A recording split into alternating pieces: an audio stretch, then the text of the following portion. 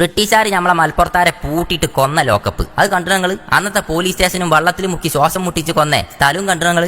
വാര്യംകുന്നത്തിനെ പൂട്ടിയിട്ട ലോക്കപ്പിന്റെ എന്നത്തെ അവസ്ഥ കണ്ടു നിങ്ങൾ. കാണാത്തോലെ കാണിച്ചാൻ ഇതാണ് വിട്ടൊടുക്കി എന്നിട്ട് നേരിട്ട് കാണാൻ പോയി. ഞാൻ കണ്ടത് നിങ്ങൾക്കും കൂടി കാണിച്ചുതരാം. മലപ്പുറം ജില്ലയിലെ മഞ്ചേരിയിലെ പന്തല്ലൂരും കഴിഞ്ഞ് കുറച്ചും കൂടി മുന്നിക്ക് പോയാലും മുടിക്കോട്. ഇവിടുത്തെ അങ്ങാടിയിലെ തന്നെ മുടിക്കോട് ജുമാ മസ്ജിദ് കാണാം. ഇതിനെ ചാരി പന്തല്ലൂർ വില്ലേജ് ഓഫീസ്. ഇവിടെ പുരാവസ്തു വകുപ്പ് പോലും തിരിഞ്ഞു നോക്കാതെ കറുത്ത ദാർപ്പായിട്ട് മൂടിയത് വാര്യംകുന്നനെ പോലുള്ളവരെ ഒരു കാലത്ത് മലബാറിനും മലപ്പുറത്തിനും വേണ്ടി സായിപ്പിനോട് പോരാട്ടം നടത്തിയോലൊക്കെ കൊല്ലാൻ വേണ്ടി കുടിച്ചിട്ട ലോക്കപ്പും പോലീസ് സ്റ്റേഷനും ഇത് കാണാൻ ഒരു വഴിയുമില്ല, ഒരു ഗേറ്റുമില്ല. ആകെയുള്ള ഗേറ്റ് പൂട്ടിക്കിടക്കുകയാണ്. നമ്മൾ വിടുവോ? മഞ്ചേരി കോടതിയിൽ IPC കലക്കി കുടിച്ച് ഇപ്പത്തെ ഭാരതീയ ന്യായ സംഹിത കലക്കി കുടിച്ചോണ്ട് നിൽക്കണേ യഹിയ വക്കീലും മൂസ വക്കീലും ഈ നാട്ടുകാരനായ CKM മുഹമ്മദ് മൗലവിനെ പരിചയപ്പെട്ട് മൂപ്പരെ ഒപ്പം കണ്ട് കൂട്ടി. ഇനി മൗലവിന്റെ ഒപ്പാണ് നമ്മളെ പോക്ക്. മുടിക്കോട് പള്ളിപ്പറമ്പ് കൂടെ കരണ്ടുംകാലുമ്പ കൂടെ ഞങ്ങൾ നടന്നങ്ങോട്ട് കയറി. റിസ്ക് ആണ് കേട്ടോ, വെരി വെരി റിസ്ക്. ചുറ്റിലും കാട് മൂടി കിടന്നിനെ ഈ സ്ഥലം വെട്ടി തെളിച്ചപ്പോൾ തെളിഞ്ഞു വന്നതാണ്. പടുത്ത കല്ലൊക്കെ പൊട്ടിപ്പൊളിഞ്ഞില്ലാതായ ഒരാളെ ഉയരത്തിലുള്ള ലോക്കപ്പിന്റെ വാതില്. ഇതിന്റെ നെറുവിൽ വെച്ച കരിങ്കലിന്റെ കനം നോക്കി ഇതിമെന്നാണ് നമ്മളെ തുടക്കം. ഈ കല്ലുമെന്ന് ഇതിന്റെ കാലപ്പഴക്കം മനസ്സിലാവും. കൈകൊണ്ട് കൊത്തിയെടുത്ത ആ കല്ലിന്റെ ഒരു ഭാഗം ഇവിടെ പുറത്തുണ്ട്. ഇതൊന്ന് നോക്കി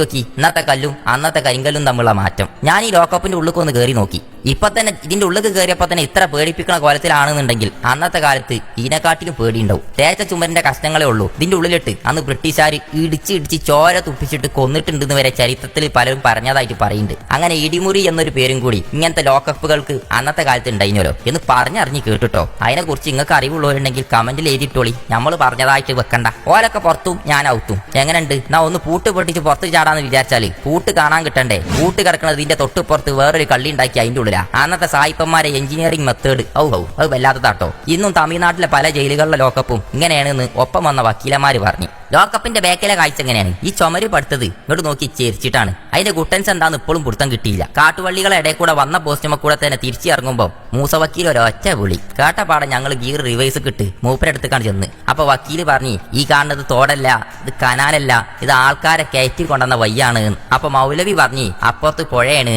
അങ്ങനെ മുടിക്കോട് പള്ളിന്റെ പടികൾ ഇറങ്ങി ഞങ്ങൾ ചെന്നപ്പം സംഗതി നേരാ. ഈ കാണുന്ന കടലുണ്ടി പുഴക്കൂടെ തോണിയിൽ അന്ന് മനുഷ്യന്മാരെ കൊണ്ടുവന്ന് ഈ കണ്ട ഒരാൾക്ക് കുഞ്ഞു നിൽക്കാൻ മാത്രം വൽപ്പള്ളേ ഇതിലിട്ട് വെള്ളം നിറച്ച് കൊന്നതാകുന്ന ഒരു കൂട്ടര് പറഞ്ഞു. മനുഷ്യന്മാരെ ജയിലിക്ക് കയറ്റലും ഇറക്കലും ഇതീ കൂടാവുന്ന വേറൊരു കൂട്ടര് പറഞ്ഞു. ഞാൻ ഈ കാണിച്ച ഈ ഇടിഞ്ഞ തോട് പോലുള്ള വീതി കുറഞ്ഞ ഇതിന്റെ മുകളിലൊക്കെ ഉള്ള സ്ലാബും കാര്യങ്ങളൊക്കെ പോയതാവും. ബ്രിട്ടീഷുകാരെ ക്രൂരത നോക്കുമ്പോൾ വെള്ളം നിറച്ച് ശ്വാസം മുട്ടിച്ച് കൊന്നിട്ടുണ്ടാവും. നിങ്ങളെ അറിവ് ഈ വിഷയത്തിൽ എന്താന്ന് വെച്ചാൽ ഇതിനെക്കുറിച്ചുള്ളത് കമന്റ് ബോക്സിൽ ഇട്ടോളിട്ടോ. എല്ലാവർക്കും എന്താണെന്ന് മനസ്സിലാക്കാമല്ലോ. ഏതായാലും ഈ ഒഴുകി പോണ പുഴ അത് കടലുണ്ടിപ്പുഴയാണ്. അത് പോണത് മമ്പുറത്തേക്കാണ്. അങ്ങനെയാണെങ്കിൽ ഖിലാഫത്ത്, പൂക്കോട്ടൂര്, മമ്പുറം, മലബാർ കലാപം ഈ സംഭവങ്ങളും ഈ സ്ഥലങ്ങളൊക്കെ അന്നത്തെ സംഭവങ്ങളെ ബന്ധിപ്പിക്കണ ഒരു ചരിത്രം കൂടി ഈ പുഴക്ക് പറയാണ്ടാവും. ഈ മുടിക്കോട് പള്ളിപ്പറമ്പും പള്ളിയും അന്നത്തെ കാലത്ത് എത്ര മനുഷ്യന്മാരെ മരണവിളികൾ ഈ ഇടിമുറിയൊന്നും ഈ ലോക്കപ്പൊന്നും കേട്ടിട്ടുണ്ടാവും. നിങ്ങളൊന്ന് ആലോചിച്ച് നോക്കി. ചരിത്രത്തിന്റെ ഭാഗമായ പണ്ടത്തെ പോലീസ് സ്റ്റേഷനും ഈ ലോക്കപ്പും ഇല്ലാതായി തുടങ്ങിയാണ്. അതിന്റെ മുന്നേ ഇതിനെ സംരക്ഷിക്കാൻ ഉറങ്ങാതെ നിൽക്കുന്ന ഓഫീസർമാരുള്ള ഏതെങ്കിലും പുരാവസ്തു വകുപ്പ് നടപടി സ്വീകരിച്ചില്ലെങ്കിൽ, സംരക്ഷിച്ച ഞങ്ങളാരും മുന്നിൽ ഇറങ്ങിയില്ലെങ്കിൽ ഈ നാട്ടിലെ ചരിത്ര പോരാട്ടങ്ങളും ഖിലാഫത്തിന്റെ കാലത്തും വാര്യംകുന്നത്തും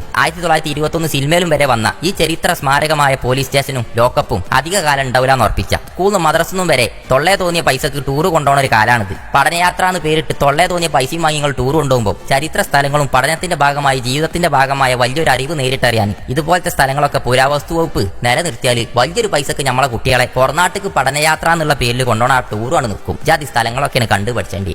ഏതായാലും ഇതൊക്കെ സ്കൂളിലൊക്കെ കേട്ടറിഞ്ഞ് പത്രത്തിലും ചരിത്ര ഏടുകളിലും കേട്ടറിഞ്ഞും കണ്ടറിഞ്ഞും വായിച്ചറിഞ്ഞും മനസ്സിൽ നിറഞ്ഞു നിന്ന ചരിത്രത്തിന്റെ ഭാഗമായ ഈ പഴയ പോലീസ് സ്റ്റേഷനും ലോക്കപ്പും കണ്ടപ്പം ഒരു കാര്യം ഓർമ്മിക്കാതെ വയ്യ. സ്വാതന്ത്ര്യത്തിന് വേണ്ടി നമ്മളൊന്ന് ജീവിക്കണ ഈ ജീവിതത്തിന് വേണ്ടി ബ്രിട്ടീഷുകാർ കൊന്നൊടുക്കിയപ്പം ഷഹീദായോല് ഓലെ പേരും കാര്യങ്ങളൊക്കെ ചരിത്രത്തിൽ നിന്ന് മാറ്റാൻ ആര് നോക്കിയാലും നമ്മളൊന്നും മനസ്സിന്ന് മാറ്റാൻ ഓലെ കൊണ്ടൊന്നും കഴിയില്ലാന്ന്. മറ്റൊരു സ്ഥലത്ത് മറ്റൊരു വീഡിയോ ആയിട്ട് വീണ്ടും കാണാം. ഈ വിഷയത്തിലും ഈ സംഭവത്തെക്കുറിച്ചും നിങ്ങൾക്ക് കൂടുതലായിട്ട് അറിവുകൾ ഉണ്ടെങ്കിൽ കമന്റ് ബോക്സിൽ ഇട്ടോളി. നാട്ടുകാരോട് ചോദിച്ചറിഞ്ഞ അവിടുത്തെ നാട്ടുകാർ പറഞ്ഞു തന്നത് ഒപ്പം പോകുന്ന പോലെ എല്ലാവരെയും കൂടി അറിവ് വെച്ചിട്ടാണ് നമ്മൾ ഈ പറയുന്നത്. ഏതായാലും സംഗതി ഉഷാറാക്കി വീണ്ടും കാണാം.